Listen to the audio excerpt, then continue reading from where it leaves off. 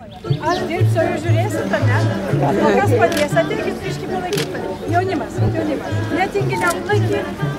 Pasidalinkit savo svajonėmis, kaip mes visi kartu su akcija darom, dar galime prisidėti, kad mūsų Lietuva būtų gražesnė. Na, aš tikrai džiaugiuosi, kad tokia akcija iš viso yra. Tikrai joje visaip ir kasmet stengiuosi dalyvauti.